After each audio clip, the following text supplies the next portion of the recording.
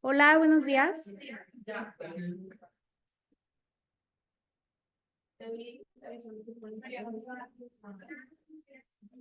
Ok. Bueno, ¿ya empezamos? Ok. Yo soy Valeria Riojas, soy R1 de Medicina Interna y el día de hoy les voy a presentar mi caso clínico de nefrología. Mis asesores son el doctor Eduardo García, que es nefrólogo, y el doctor Farfán, que es R3 de Medicina Interna. En la ficha de identificación es un paciente masculino de 28 años, originario y residente de Monterrey, Nuevo León. El interrogatorio fue directo y confiable. Estado civil, él es casado y es ingeniero mecatrónico de una empresa que se llama NEMAC.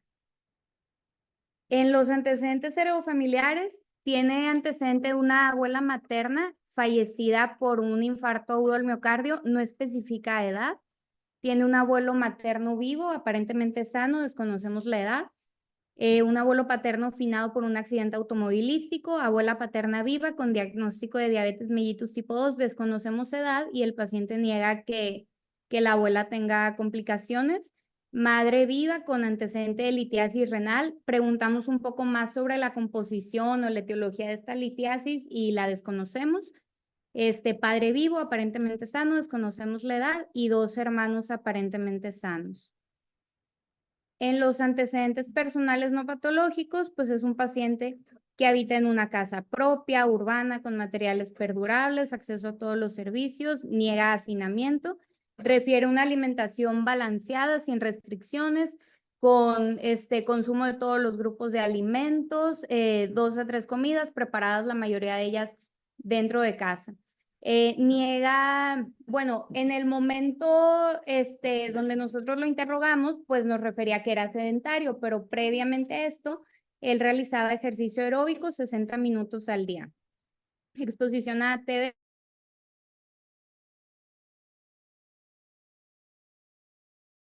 SARS-CoV-2, refiere haber tenido 2 aplicaciones de la marca Pfizer y AstraZeneca, la última de ellas en el 2022, niega vacunas de influenza, biomasa, viajes recientes y zoonosis negadas. En los antecedentes personales patológicos, pues está prácticamente todo negado, nos niega consumo de alcohol, de tabaco, toxicomanías, refiere ser alérgico al cacahuate y a las nueces en contexto de que aparece rash, niega antecedentes médicos, quirúrgicos, hospitalizaciones, medicamentos, transfusiones, fracturas y traumatismos. Antes de leer el PA voy a hacer una pequeña aclaración. Este es un paciente que cuando llegó con nosotros ya lo íbamos, o sea, ya le habíamos dado todo un abordaje y él llegó para aplicación de medicamento. Entonces, lo que vamos a hacer en este caso clínico es que vamos a ir viendo al paciente desde que él abordó por primera vez a la consulta, vamos a ir viendo todos los labs que se le fueron pidiendo y cómo fue evolucionando, ¿ok?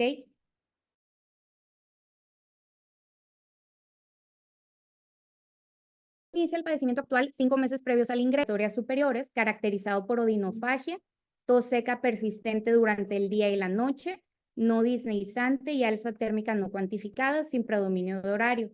Acude a consulta con un médico general y recibe tratamiento con ceftriaxona intramuscular, no especifica la dosis, y analgesia con ibuprofeno vía oral a dosis no especificada y refiere mostrar mejoría. Sin embargo, 4 meses previos al ingreso, inicia con edema de miembros inferiores y edema periorbitario, sin especificar predominio de horario. Acude nuevamente a la consulta con médico general, le solicita estudios de laboratorio y lo refiere a consulta de nefrología. O sea, el caso todavía no termina, pero hasta este momento aquí es donde vamos. Tiene edema, le pedimos labs y es referido a la consulta de nefrología. En este momento que llega la consulta, este es el interrogatorio por aparatos y sistemas. En lo neurológico, pues está todo negado. Respiratorio, en color rojo pongo los datos negativos relevantes, en color azul los positivos relevantes. Bueno, respiratorio, él niega tos, gastrointestinal niega distensión abdominal y otros síntomas gastrointestinales, musculoesquelético niega artralgias, mialgias, En aparato tegumentario niega prurito, cambios de coloración, eritema, alopecia. En general niega fatiga, astenia, dinamia. Cardiovascular niega disnea de esfuerzo, disnea en reposo, ortopnea, disnea paroxística nocturna, dolor precordial. En genitourinario refiere presentar orina espumosa, niega disuria o hematuria, y en hematológico pues niega gingivorragia, petequias, púrpura, palidez. La exploración física también es de este momento que llega a la consulta de nefrología. Es un paciente masculino de edad aparente a la cronológica, sin facies ni marcha característica. Neurológicamente está orientado, consciente, atento, nervios craneales sin alteraciones, fuerza muscular 5 de 5 en las 4 extremidades. El abdomen es blando, depresible, con peristalsis presente, no presenta dolor a la palpación, no masas, no visceromegalias, no signos patológicos. En cabeza y cuello, pues es normocéfalo con mucosas hidratadas, faringe sin alteraciones, cuello cilíndrico, no masas, tórax simétrico, latido cardíaco rítmico, no soplos, campos pulmonares bien ventilados, no ruidos agregados. Si se dan cuenta, pues es una exploración física totalmente normal, y lo único que encontramos en las extremidades, que son eutróficas, simétricas y que tiene un edema maleolar de 2 cruces con fobia y pulsos distales de adecuada intensidad. Entonces, hasta este momento, pues este es nuestro listado de problemas. Es un paciente que nos llega porque tiene edema de miembros inferiores, edema periorbitario, orina espumosa, un antecedente de infección de vías respiratorias superiores, desconocemos si es de etiología viral o bacteriana, y en nuestro listado de pasivos, pues carga genética para infarto, diabetes y esquema de vacunación incompleto. Entonces, hasta este momento, no sé si alguno de ustedes me pudiera ayudar a identificar cuál fue nuestro dato pivote. El edema. Muy bien. Nuestro dato pivote es ese. Es un edema de extremidades inferiores con fobia. Entonces, antes de continuar, pues nada más vamos a repasar un poquito el abordaje del edema. Lo primero que tenemos que ver cuando llega un paciente con edema en extremidades inferiores, pues es ver si es un edema unilateral o bilateral. Ahí pues se va a dividir todo. Si es un edema unilateral, pues nosotros podemos pensar de primera instancia en una trombosis venosa profunda. Ahí buscaríamos intencionadamente datos compatibles, o otras alteraciones como alguna obstrucción linfática, algún quiste, una celulitis o compresión. Este no es el caso, nosotros estamos ante un edema bilateral. Entonces aquí nosotros tenemos que ver si es un edema que tiene o no tiene fobia. Si no tuviera fobia, pues podríamos pensar que fuera una obstrucción linfática o un hipotiroidismo, pero en este caso el paciente sí tiene un edema con fobia. Entonces, pues aquí nosotros tenemos que pensar en que puede ser de primera instancia una enfermedad venosa crónica, una insuficiencia cardíaca, hipertensión pulmonar, un problema en riñón o en hígado. Entonces, aquí están. Cuando tenemos a un paciente que tiene este edema con fobia, pues tenemos que ir descartando. Si se dieron cuenta en el IPAS, pues yo les puse los datos negativos relevantes. El paciente me negaba todo lo que me pudiera indicar que fuera una insuficiencia cardíaca. No tenía disnea, no tenía ortopnea, no tenía disnea paroxística nocturna. Hablando de una hepatopatía, pues el paciente no tenía citis, no tenía ictericia, no tenía antecedente de consumo de alcohol, no datos de hipertensión portal. Hablando de una hipertensión pulmonar, pues el paciente no tiene factores de riesgo, no es un paciente obeso, no tiene somnolencia diurna, no refiere ronquidos, no refiere apneas. Entonces, pues nos quedamos con que el paciente sí tiene una orina espumosa. Entonces podemos partir de ahí, o sea, de que pudiera ser algo que nos oriente a que el problema está en riñón. Entonces, con lo que llevamos hasta este momento y con ese dato pivote que Sofi me ayudó a identificar, ¿qué estudios quisieran que pidiéramos? Luego empezar con estudios básicos, biometría hemática, sanguínea, examen canalina, y en este caso, por el edema marcado que tiene, podemos subir también proteínas en orina de 24 horas. Muy bien. Acuérdate de repetir porque no se escucha. Aquí mi compañero Luis dice que él pediría una biometría hemática, una química, un examen general de orina, y por el edema él pediría una determinación de proteínas en orina de 24 horas. Entonces, pues aquí están los estudios que se solicitaron. La biometría hemática, pues es un paciente que no tiene alteraciones de las líneas celulares, no tiene anemia, no tiene leucocitosis, no tiene alteraciones en la línea plaquetaria. En el perfil bioquímico, pues una glucosa de 79, o sea, función renal bien con una creatinina de 0.6. En las pruebas de función hepática, lo único que destaca es una hipoalbuminemia. Tenemos una hipercolesterolemia con un colesterol de 289, electrolitos dentro de parámetros normales, sodio de 141, potasio 4.1, cloro de 104. Se le solicitó un perfil tiroideo que también está dentro de parámetros normales. Se le solicitó un examen, primero se le solicitó el ego. Entonces en el ego encontramos un pH de 6, una densidad de 1.021, proteínas de 0.25 gramos por litro, glucosa negativa, hemoglobina positiva, eritros de 8 a 10 por campo y escasos cristales amorfos. Entonces, si nosotros partimos de este ego, pues es un ego que tendría como proteína una cruz. Aquí podríamos, o sea, podríamos pedir o una determinación de albúmina creatinina o pedirle la recolección de orina de 24 horas, que fue lo que se hizo. Y ahí encontramos una determinación de proteínas de 990 miligramos al día. ¿Ok? No sé si hasta ahorita hay alguna pregunta. ¿No? ¿Se pidió alguna 24 horas también? No, nada más proteínas y creatinina en orina de 24 horas. Entonces, ¿Qué pues, preguntaron ahí? que si pidieron albúmina de 24 horas. No. No. ¿Quién preguntó eso? La doctora Pulido preguntó. Hola, Ana Karen. No pedimos. A ver, ahí para los recientes, o sea, para que participen más, el ego detecta albuminuria u otros tipos de proteinuria. Detecta albúmina otro.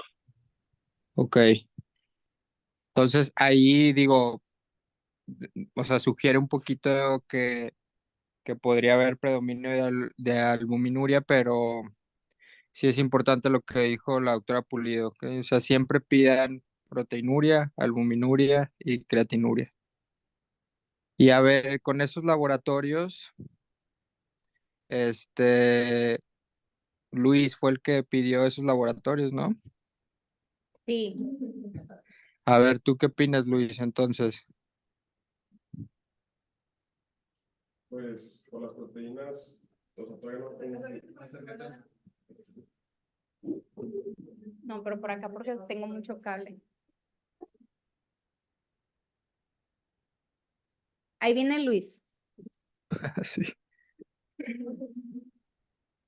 Pues aquí lo más relevante, el paciente tiene la albúmina relativamente baja, la albúmina del perfil bioquímico, con una hipercolesterolemia, y en la recolección de proteínas no cumple todavía con el rango nefrótico. O sea, subnefrótico. Es subnefrótico. Para poder decir que es nefrótico tendría que ser más de 3 gramos. Entonces, en este caso, pues todavía no cumple con ese parámetro. Entonces está en rango subnefrótico.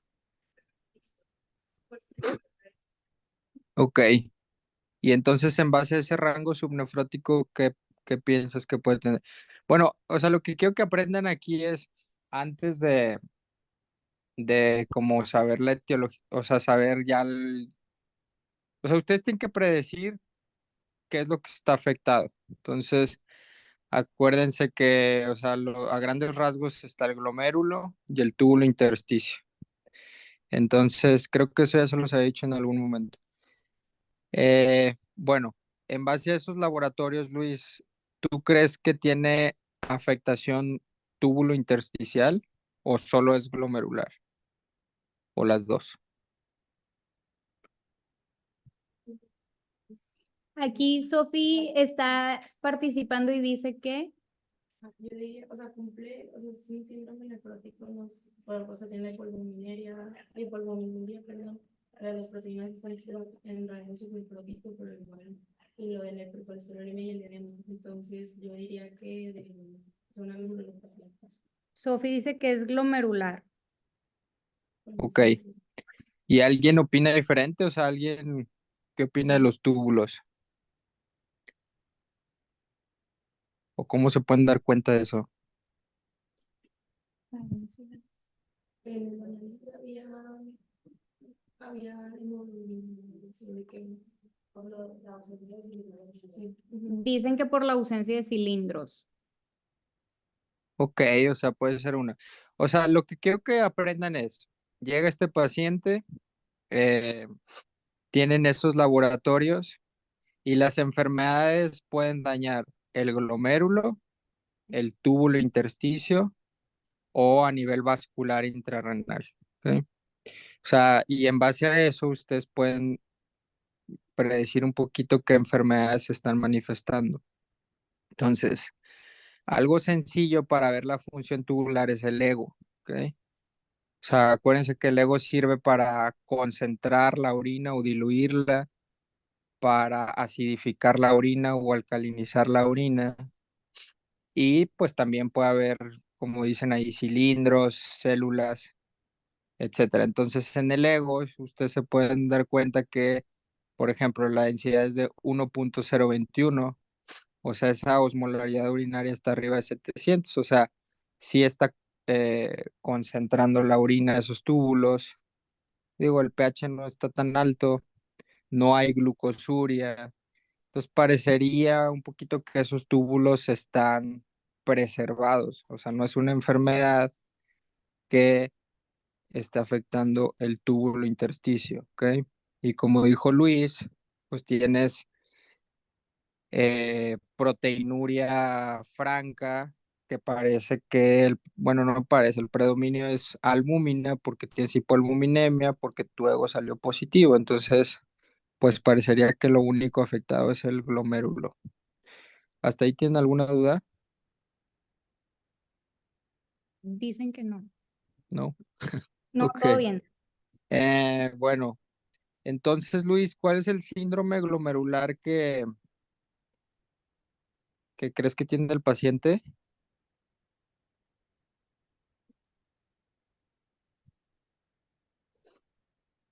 Pues una membranosa, una membranosa, Pero nefrítico o nefrótico. pues nefrótica. Dicen que nefrótico. Ok, bueno, ahorita Valeria les va a ir platicando eso. Bueno, si Bueno, quieres saber, síguele. aquí está nuestro listo de problemas, pues ahora con nuestros paraclínicos que ya dijimos que encontramos la hipoalbuminemia, la hipercolesterolemia, la proteinuria, hematuria y hemoglobinuria. Entonces, siguiendo con esa pregunta del doctor, pues el diagnóstico sindromático número 1 es un síndrome glomerular, o sea, muy posiblemente un síndrome nefrótico, a pesar de que seguimos con una proteinuria en rango subnefrótico. Entonces, recordando un poquito de la diferencia de un síndrome nefrótico y un nefrítico, pues hay que recordar la barrera de filtración del glomérulo. Está formada por el endotelio, que es un endotelio fenestrado, la membrana basal, que es una membrana que por su composición tiene una carga negativa y está formado por los podocitos que forman ahí unas hendiduras. Entonces, para que algo pase de la sangre y se pueda filtrar por la orina, pues tiene que pasar o por tamaño, porque cabe a través de las hendiduras, o porque tiene una carga que le permita cruzar la membrana basal glomerular, o sea, una carga positiva. Entonces, en condiciones normales, un eritrocito, por ejemplo, por tamaño no entraría. En condiciones normales, una proteína, a lo mejor la albúmina, tú dices, bueno, la albúmina sí tiene el espacio, pero las proteínas tienen carga negativa, entonces va a haber la tendencia de que la membrana las va a repeler siempre y cuando haya integridad de esta membrana basal. ¿Qué es lo que pasa entonces en el síndrome nefrítico y el síndrome nefrótico? El síndrome nefrítico es una inflamación, o sea, algo está sucediendo que llegan citocinas y reactantes inflamatorios que rompen completamente la integridad de esta membrana. Entonces, se pierde esas hendiduras, se pierde esta selectividad de tamaño y pues también se afecta la membrana basal, se afectan los pocitos. Entonces, en un síndrome nefrítico, realmente lo que vamos a encontrar es que todo puede llegar a la orina porque todo puede pasar. O sea, creemos así como que, ay, bueno, pues van a pasar eritrocitos y ya, pero van a haber leucocitos también, pueden haber proteínas también. En un nefrótico es diferente. En un nefrótico, si se dan cuenta, pues la integridad de la membrana endotelial ahí está. O sea, nosotros tenemos respetado el tamaño.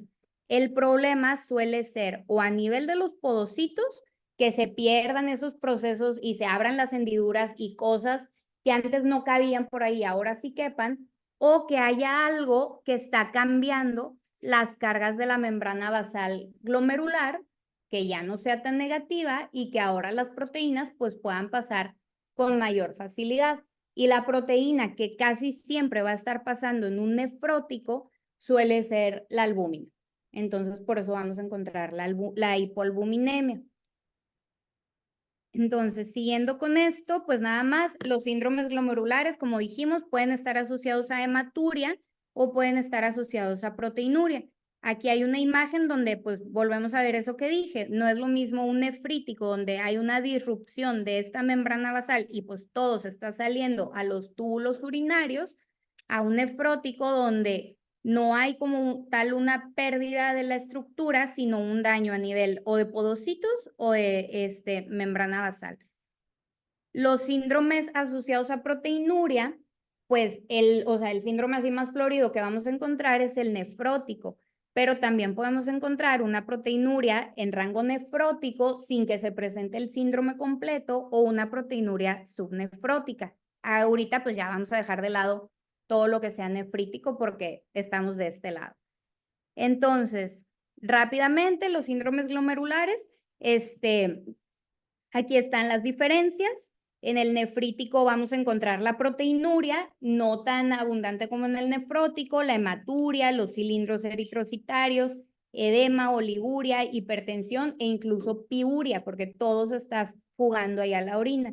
En el nefrótico, pues está la proteinuria, la hipoalbuminemia, el edema secundario a la pérdida de la presión oncótica, la hiperlipidemia por una sobreproducción hepática de lipoproteínas, la orina espumosa porque hay muchas proteínas en orina, y un estado hipercoagulable.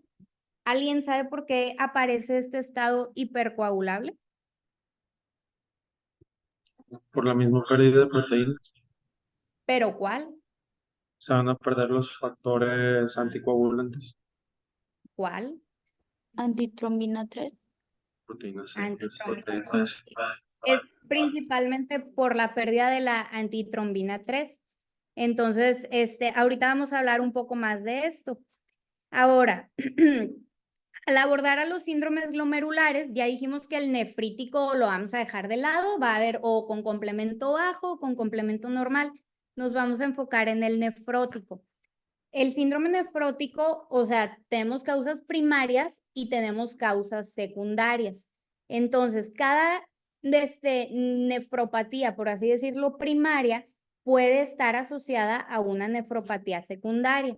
Entonces, cuando nosotros tengamos a este paciente que tiene el edema, que le hiciste el ego, que le hiciste la recolección de proteínas, que integras un síndrome nefrótico, pues ahora lo que sigue es determinar la etiología de ese síndrome nefrótico. Y lo primero que tienes que ver es si es un síndrome secundario. ¿A qué? Pues a medicamentos, a drogas, a anabólicos, infecciones, tumores y demás, o es primario, o sea, algo está pasando en el glomérulo de forma idiopática o autoinmunitaria.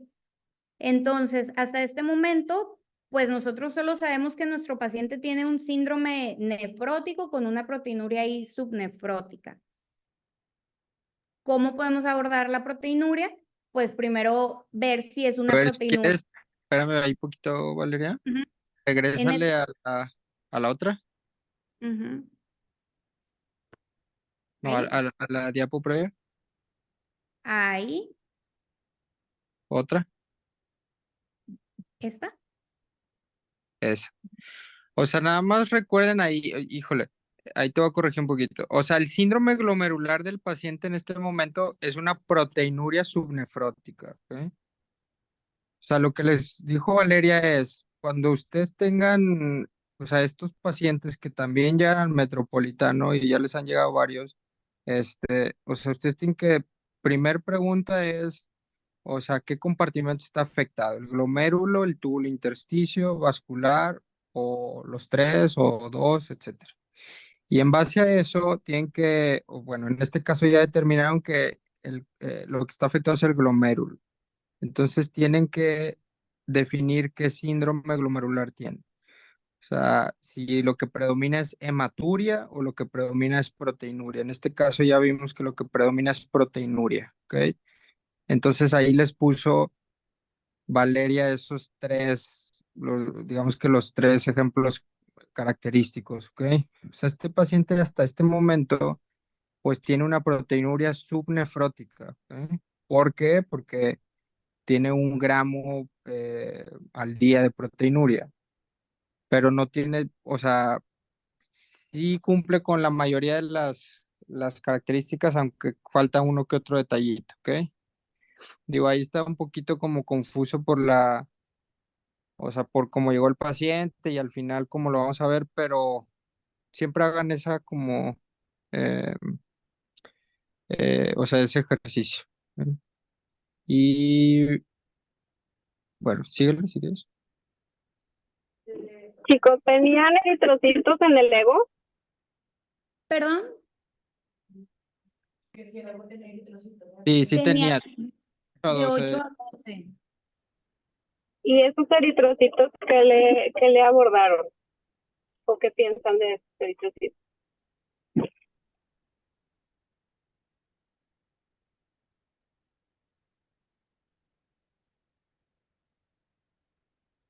O sea, ¿qué pensamos de esos eritrocitos? Así es. Pues, o sea, podrían ser un distractor que nos pudiera llevar a pensar más en un nefrítico, pero no sabemos el origen de esa hematuria, no sabemos si son acantocitos, no, o sea, la presencia es de eritrocitos, no de cilindros como tal, no hay un sedimento en nuestro ego. ¿Cuántos son los eritrocitos normales que debemos de encontrar en un ego? Menos de 3.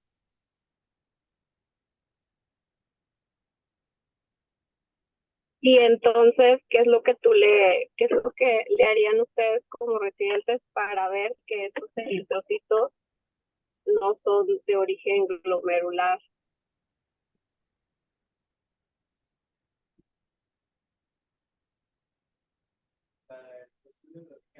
Previo a las vías urinarias bajas, solamente va a ser los eritrocitos completos. Los acantocitos. Es un déficit glomerular por el paso a través de los túbulos y la osmolaridad de la médula renal, pues va a hacer que estos cambien la forma, son eritrocitos dismórficos. Pues eso es lo que se ve en el ego, la distinción entre el origen glomerular y ya posterior en vías urinarias no parte del riñón. Aquí, doctora Farfán dijo, que buscaríamos que fueran eritrocitos dismórficos o no, para ver si pasaron, o sea, si salieron del glomérulo o son después. Exactamente. ¿Cuál sería el porcentaje que buscaríamos de eritrocitos dismórficos y cuántos acantocitos nos sugerirían origen glomerular? 5%.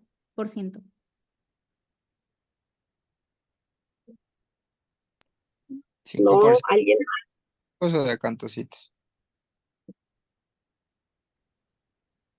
Exactamente. O sea, acantocitos hasta con un acantocito que encontremos, nos van a sugerir glomerular. De dismórficos hay varias bibliografías que nos sugieren diferentes opiniones, porque obviamente entre más porcentaje de dismórficos nos dé, pues más probabilidad que sea glomerular, pero los acantocitos son altamente sugestivos. Es bien importante también hacer esta diferencia porque hay otro síndrome nefrológico que se llama hematuria proteinuria, ¿no? Y también nos sugiere otro tipo de patología. Y hubiera sido también interesante determinar si estos acantocitos eran de origen glomerular. Ok, muchas gracias, doctora.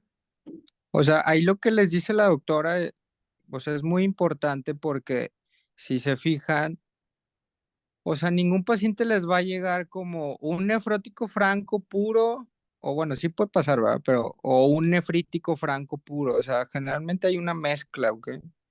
Entonces, por ejemplo, este paciente en su primer ego salían esos eritrocitos, ¿ok?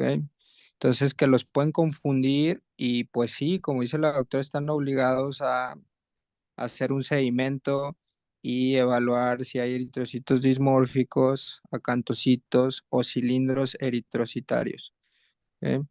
Entonces, este paciente, doctora, sí, o sea, la realidad es que no se le hizo seguimiento, pero fue el único ego que salieron ahí 8 eritrocitos. Después todos los egos ya no reportan hematuria.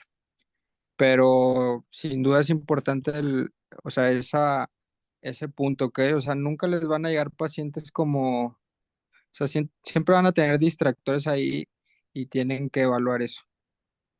Entonces, nada más para que se les quede el punto, hematuria es más de 3 a 5 eritrocitos. Y hematuria glomerular se define como un cilindro eritrocitario o más del 30% de los eritrocitos totales que sean dismórficos o el 5% de acantocitos. Buen día, ¿qué tal? Soy Rogelio. Nada más complementando porque la muestra de los eritrocitos dismórficos tiene una peculiaridad grande que a veces no se hace del todo, que se tiene que correr en menos de 2 horas, porque la osmolaridad de la orina, y en ocasiones es mayor a la sérica que puede ser, puede causar que salgan siempre los eritrocitos dismórficos si no se corre de forma correcta, que pudiera ser otro distractor igual a lo que están comentando ahorita. Sí, Y hola, exacto, lo que Ale, dice Roy. O sea, nunca hola, dejen la orina, perdón, Aline, no te eh, preocupes. nunca dejen la orina, o sea, si toman la muestra, debe ser inmediatamente llevarla a centrifugar y hacer el sedimento. Como dice Roy, no puede durar tanto tiempo ahí. Y otra cosa, ojalá todo fuera tan de libro y todo se viera, como dice este Lalo, todo tan específico, pero hay casos en donde incluso no ves dismorfia, pero tienes una proteinuria de casi 5 o 6 gramos, asumes la gran mayoría de las veces que a pesar de que no tenemos dismorfia, esa eritrocituria es de origen glomerular. Entonces aquí no entra ese caso porque los diferentes egos seriados que se hicieron, pues ya no salieron los eritrocitos, pero sí ahí es cuando entra un poquito la complejidad de hacer esta determinación.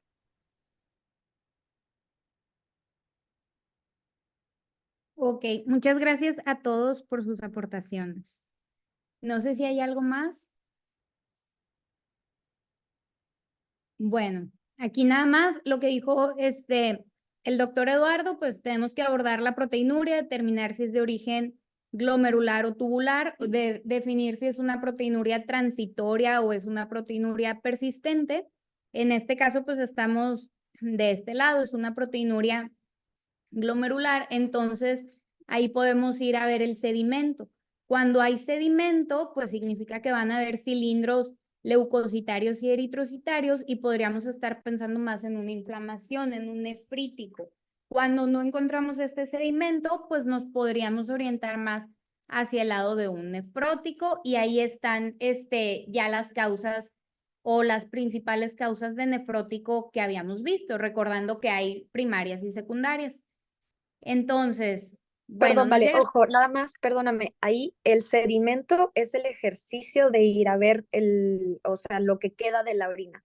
No es Ujú. como tal el que haya o no. O sea, puede haber un sedimento que lo ves blando, es prácticamente lo que decantas de la orina, ¿sale? Entonces ahí yo solo pondría sin cilindros eritrocitarios o sin acantocitos o lo que tú quieras de dismorfia, ¿vale? Ok, muchas gracias. Entonces, después de esto, pues ya, llegó a la consulta, se le hicieron esos labs, identificamos proteinuria en rangos no nefróticos, hipercolesterolemia e hipoalbuminemia. Le solicitamos un poco más de estudios de laboratorio, ahorita vamos a platicar de ellos, y le iniciamos tratamiento. ¿Cómo creen que iniciamos el manejo así por lo pronto de este paciente? Esteroides, un poco adelantada. Sí vamos a llegar a eso, pero todavía no. Antes, A ver, pero ¿quién dijo esteroides? Vero. Ah, O sea, pero, estás bien, pero pero ¿por qué, Vero? Yo no estoy de acuerdo, a lo mejor jugando el abogado del diablo, pero con la proteinuria sin ese rango subnefrótico, sin un diagnóstico de esteroides de primera instancia.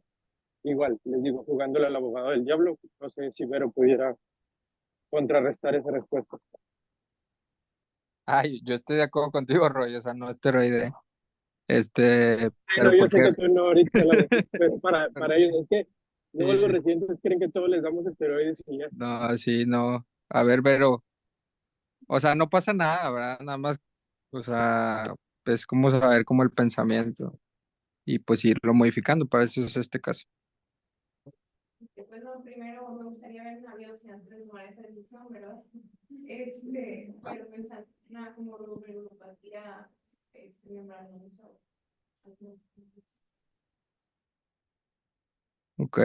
O sea, acuérdense que los esteroides pues tienen muchos efectos adversos, Pero ¿verdad? O sea, dijo que le gustaría antes del esteroide ver una biopsia porque está pensando en una membranosa.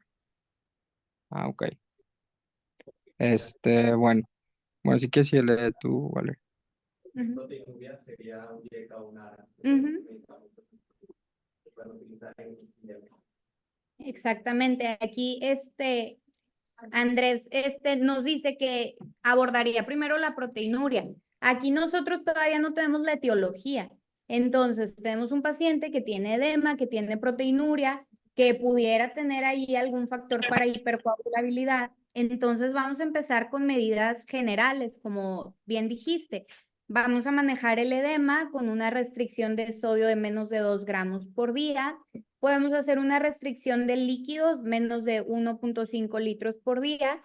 Podemos iniciar terapia con diuréticos, ya sea un diurético de asa vía oral o intravenoso, dependiendo de las condiciones del paciente.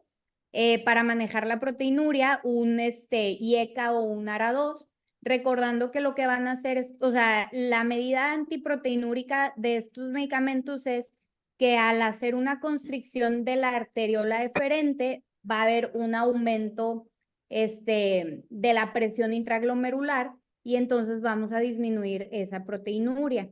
Va a haber una No, es restricción. al revés, es al revés. Ah, Es al revés, Val, sí, vasodilatación de la es correcto. eferente. Muy bien, Ajá. Mario. Disminución de la presión Eso. intraglomerular. Tenemos que el paciente tiene hipercolesterolemia, entonces podemos iniciarle estatinas y tenemos que abordar ese estado hipercoagulable. Entonces podemos determinar si nuestro paciente necesita anticoagulación profiláctica. ¿Cuándo la van a necesitar? Cuando sea un paciente con albúmina menor a 2.8, proteinuria mayor a 8 gramos o que tenga factores de riesgo coexistentes para hipercoagulabilidad. ¿Cómo lo vamos a hacer? Pues con heparina o con enoxaparina. ¿Y por cuánto tiempo? Hasta que resolvamos el estado nefrótico. Entonces, posterior a estos 6 meses de tratamiento de soporte, nos podemos apoyar de la escala de Toronto. Con esta escala nosotros podemos ver tanto la función renal del paciente cómo la proteinuria, o sea, si disminuyó la proteinuria durante estos 6 meses de tratamiento. Si nosotros vemos que la proteinuria disminuyó y la función renal es estable, pues podemos quedarnos ahí. Pero si nosotros vemos que hay una disminución de la tasa de filtrado o la proteinuria ya es mayor a 8 gramos o subió, pues entonces estaríamos ya en el punto que nos dijo Vero, que es pensar en una terapia inmunosupresora. Entonces, ¿qué hicimos nosotros? Identificamos la proteinuria, la hipercolesterolemia, la hipoalbuminemia, iniciamos los sartán, 50 miligramos cada 24 horas y furo 40 miligramos vía oral cada 12 horas, perdón. Ahora sí, ¿cómo establecemos la etiología? ¿Qué más le pedimos? Biopsia antes, o sea, ok, aquí Andrés, o sea, antes de la biopsia, pues acuérdense que hay primarias y secundarias. O sea, es más fácil que descartes las secundarias, paneles virales, ¿qué más? Pues igual tener antecedente de una infección unos días previos, ¿no? Ajá. No podrías no aislarla para secundaria, porque no va a encontrar un plato. O sea, abordar un poco más esa infección, ¿qué más? O sea, ¿qué otra causa, la causa más común de síndrome nefrótico secundario?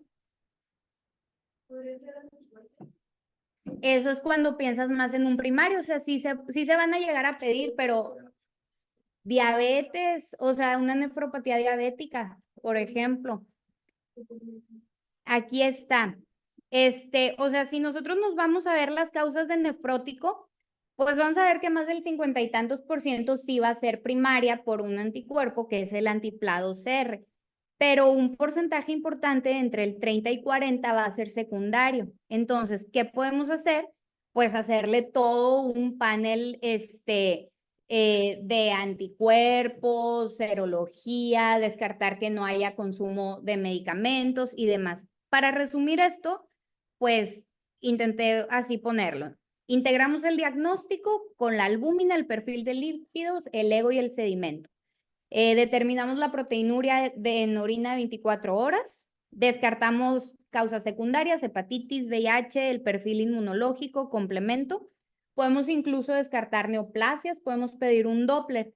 Y finalmente estaríamos en el punto de descartar un nefrótico primario. Y como ya vieron, por mucho la causa más común de un síndrome nefrótico primario es la presencia de anticuerpos antiplados R. Entonces, todo esto se le solicitó al paciente. Aquí está.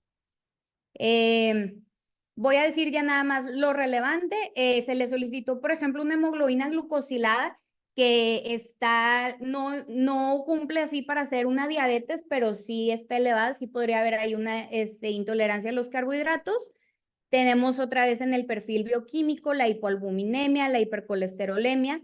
Le pedimos un perfil de lípidos donde hay evidenciamos que es a expensas del LDL y pues encontramos esto. Antiplados CR positivos, el punto de corte es 20, entonces este paciente es un paciente con un síndrome nefrótico con antiplados CR positivos y con esto nosotros pues ya podemos ir pensando en una etiología. ¿Cuál es? Cambios mínimos, membranosa, focal o segmentaria, ¿cuál? Membranosa. La membranosa es la que se asocia a antiplados R. Entonces, ¿cambió nuestra impresión inicial o quieren algo más para corroborar esto? Le pedimos biopsia. ¿Qué dicen? O sea, tú no le harías biopsia a una primaria. ¿Tú no? ¿Los demás? ¿Sí? Allá de ese lado están muy callados. ¿Biopsia o no biopsia? ¿Sí? Sí, está interesante la pregunta porque a lo mejor hasta entre nefros vas a tener diferentes respuestas, Valeria. Yo sí creo que se le tenga que hacer biopsia, pero a lo que yo estaba leyendo hay varias gente que dice que a lo mejor pudieras darle seguimiento sin biopsia. Pero sí, yo sí creo Bueno, que sí le tenemos que hacer biopsia. pues Ahí nada aquí más, tengo dos. o sea, nada más quiero que se les quede, o sea, paciente con síndrome nefrótico le piden cosas metabólicas, o sea, descartar diabetes, cosas infecciosas, paneles virales, o sea, malignidad también, electroforesis de proteínas y autoinmunidad. O sea, descartar lupus y los aplauser. Entonces, nada más para que se le quede a los residentes eso, que eso fue lo que hizo Valeria. Entonces, biopsia, no biopsia, pues ahí sí, pues como dice Roy, está como un poquito más controvertida la pregunta. Ahí no sé si alguien quiera comentar algo, si no, continúa Valeria. Bueno, el doctor nos hizo favor de pasarnos estos dos artículos a favor o en contra de la biopsia renal en pacientes que tienen anticuerpos antiplados R. Resumen, la sensibilidad de o sea, encontrar anticuerpos antiplados R te da una sensibilidad para una nefropatía membranosa del 98 al 100%, equiparable a la sensibilidad que te da una biopsia. Entonces, Ahí es especificidad. a especificidad. El artículo que está en contra de la biopsia es uno que determinó después de varios estudios que ahí como que perdemos un poco de capacidad de detectar pacientes que tienen membranosa pero secundaria, sobre todo diabéticos. El artículo que está a favor es el que te dice que para otros síndromes nefróticos, por ejemplo, para un cambios mínimos, que es en niños, no biopsias a los niños, les das esteroides y si responden funcionó. Para un nefrótico así por ANCAS, no biopsias a los pacientes. Con la presencia de los ANCAS tú lo diagnosticas. Entonces, ¿por qué tendríamos que biopsiar a un paciente con antiplados R positivo teniendo esta especificidad? Pero pues esto queda a su criterio. ¿Qué hicimos nosotros? Pues lo Perdón, biopsiamos. Valeria, también la parte que dijiste de los ANCAS, si yo tengo a alguien con ANCAS positivo, ¿ya no le tomo una biopsia? Pues no sé, doctor. Perdón, es que comentaste eso. O sea, eso decía el artículo, yo No, estoy a ver, fraseando. no, Valeria. Perdón. No, vale, comprométete. Digo, la verdad estás llevando muy bien el caso, te felicito y felicito el asesoramiento creo que fue Eduardo, porque es el que está más participativo. Leíste bastante y esta dinámica de esta discusión se me hace muy, muy interesante, sobre todo en lo de los PLA.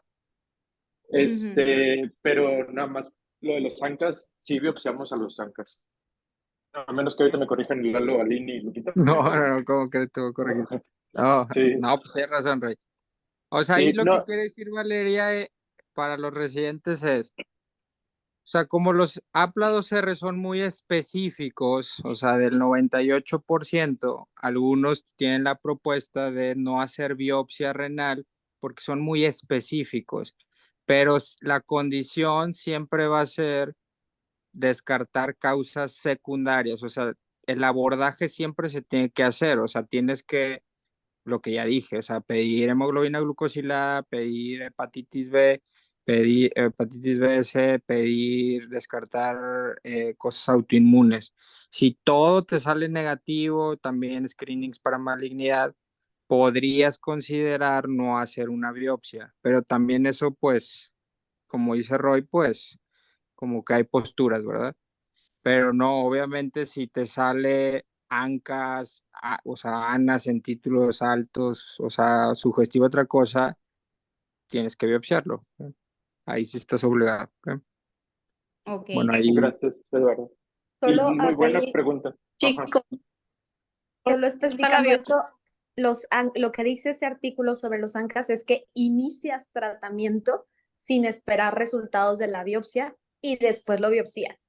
No quiere decir que no hacemos biopsia, solo a lo mejor ahí entendimos un poquito mal, pero a eso se refiere. Inicias tratamiento cuando tienes ANCAS positivos, que bueno, ya pides especificidades.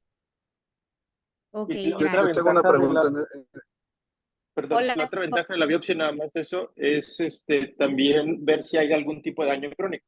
Que en el caso de glomulopatía membranosa primaria, sería algo raro porque lo vas diagnosticando muy de la mano. Y parte del pronóstico del paciente, no sé si ahorita, pero antes en las clasificaciones tenía que ver con atrofia tubular en cuanto al tratamiento. Entonces, por eso yo creo todavía que la biopsia es necesaria, pero a lo mejor ya estoy llegando a la edad de los nefrólogos sin pelo y poquito penosos. No, no, Yo tengo tienes una razón. pregunta con respecto a eso. Dale, dale, Oscar. ¿Cuál, cuál es el valor predictivo positivo y el valor predictivo negativo de los antiplados R? ¿Continuamos? Bueno, le hicimos la biopsia, encontramos los anticuerpos, el engrosamiento de la membrana basal, hicimos inmunofluorescencia y encontramos un patrón Valeria, granular. ¿Sí? te preguntaba, Sí. ¿cuál es el valor predictivo positivo y negativo de los antiplados R? Desconozco ese dato, doctor. Porque al final de cuentas, yo creo que eso podría dar un poquito de luz a lo que ya comentó el doctor Maya, de saber si sí le tomas o no le tomas la biopsia. Porque si tu valor predictivo positivo es de 100%, pues entonces ahí tal vez no tenga mucho caso. Pero si tu valor predictivo positivo no es, o es poquito arriba del 90, eso implica que hay otras patologías que pudieran tener este anticuerpo positivo. Entonces, a lo mejor Ok. ahí sí concordaría con el doctor Maya pues vas a buscar otras etiologías que se te pudieran llegar a pasar. Ok, sí, vamos a checar ese dato, doctor, porque sí nos parece importante. Sí, el valor predictivo negativo, según yo, sí está igual, Oscar, o sea, es igual 90 y tantos por ciento, pero pues como dice Oscar, o sea, también, o sea, mientras no sea 100%, pues se te puede escapar algo, ¿verdad? Y nada más comentando igual lo que decía Roy, acuérdense, o sea, una biopsia no solo es diagnóstica, ¿ok? O sea, es diagnóstica y pronóstica, ¿ok? Que es lo que dice Roy. O sea, es muy importante también ver qué tanta atrofia tubular, o sea, qué tanta cicatriz hay para ver el pronóstico del paciente, ¿ok? Entonces, o sea, ese sería como otro punto a favor de realizar una biopsia, ¿ok? Ok. Pues ya integramos nuestro diagnóstico. ¿Qué sigue? Ahora sí lo que dijo Vero. Bueno, no solo, o sea, hacemos nuestra escala de Toronto, vemos la progresión. En este caso, nuestro paciente, la proteinuria está progresando. Entonces, si recuerdan, o sea, después de nuestro manejo inicial, si nosotros vemos o que la tasa de filtrado baja o la proteinuria progresa, pues tenemos que empezar una terapia inmunosupresora. ¿Cómo? Pues con un corticosteroide y ya sea rituximab o ciclofosfamina o ciclosporina. No sé si recuerdan el artículo que nos compartió nuestra compañera hace unos cuantos días, el Mentor, en el que se comparaba la eficacia del rituximab versus la ciclosporina para la nefropatía membranosa. Y pues ahí recuerdo que en la clase hubo unas cuantas controversias, pero al menos así el resultado primario del artículo es que el rituximab pareciera tener un poco de mejores resultados. Por eso, nosotros con este paciente, pues es lo que hicimos. Posterior a las medidas generales, el paciente sí notó una mejoría del cuadro clínico, disminuyó el edema. Sin embargo, al persistir con la proteinuria y tener una tendencia a la alza, revaloramos y decidimos iniciar corticosteroides con una dosis inicial de prednisona de 50 miligramos bioral. Y pues finalmente llegamos a cuando recibimos al paciente, que el paciente llegó al hospital pues para administrar el rituximab. Entonces, no sé si haya alguna pregunta, esto sería todo. Así terminó el caso. El paciente ya no tenía edema, y pues había ido a su primera aplicación de rituximab. Se les hacen 2 infusiones con 14 días de diferencia. No sé ¿Tenemos si hay fotitos alguna de la pregunta. biopsia? Sí, la inmunofluorescencia es falsa, no es de él, pero esta biopsia sí es Está muy de él. bonita. Ah, ok. Esas sí son de él. O sea, es falsa la imagen, no el reporte, ¿va? Sí, no, Ah, no, el reporte es verdadero, la imagen no es del paciente. Sí, es que esta te la saltaste muy rápido, o sea, te la pasaste muy rápido. O sea, la biopsia, la realidad es que la luz, pues prácticamente salió casi normal, solo reportan engrosamiento ligero de la membrana basal, que eso lo justificamos porque, pues parecería que fue muy temprano el diagnóstico, o sea, muy inicial. Pero la inmunofluorescencia para los residentes, pásala, Valeria. Eso es lo que apoya más el diagnóstico, ¿ok? Entonces, no, pues, el reporte, o sea, que está muy positiva para IgG, y C3. Igual les voy a compartir una imagen que me dio el doctor de cómo interpretar la inmunofluorescencia. No se preocupen. No sé si hay alguna otra pregunta o comentario. ¿Nadie? felicidades al asesor y a la ponente. Estuvo bien el caso y estuvo bonita la discusión. Creo que se enfocaron muy bien en el abordaje, que es la parte más importante ahorita para ustedes como residentes. Ya podríamos entrar en mucha discusión sobre los tratamientos a dar, pero el abordaje estuvo bien. Hola, muy buenos días, la doctora Sánchez. Muy buen caso, coincido, felicidades a los profesores de nefro. Nada más preguntarles en general como internistas, ¿qué precauciones debemos tener antes de usar influximab? ¿Qué debemos tener en cuenta? ¿Qué estudios debemos tener y qué debemos cuidar durante el uso del mismo?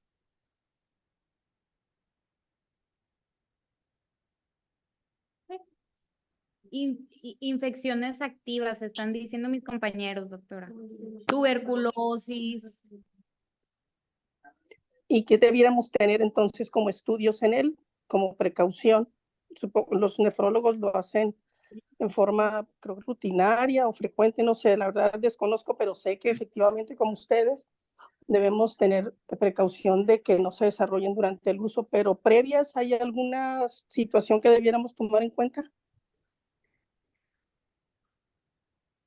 Sí, sí, doctora, sin duda, que eso se le queda a los residentes. Acuérdense que como es un inmunosupresor, o sea, hay que hacerles pues mínimo un PPD o un cuantiferón TB y el panel de hepatitis que ya tenemos en el abordaje, todo esto para ver, como dicen, para que no se vaya a activar algo. Si hay, o sea, si está positivo el PPD o el cuantiferón, ya pues evaluar con infectos si requiere profilaxis. Pero sí, eso es muy importante. Muy bien, gracias. Felicidades de nuevo. Gracias. Igual me uno a la felicitación, ¿vale? Digo, se nota el asesoramiento de Lalo. Justo así es como nosotros pensamos, justo así es como nosotros abordamos. Entonces, muchas felicidades. Nosotros me refiero a los nefrólogos. Gracias, doctora. Muy bien, vale. La verdad es que muy buen caso y me gustó mucho la participación tanto de los residentes como de los profesores. Muchas felicidades. Muchas gracias. Felicidades, Valeria, gracias. No, gracias a usted.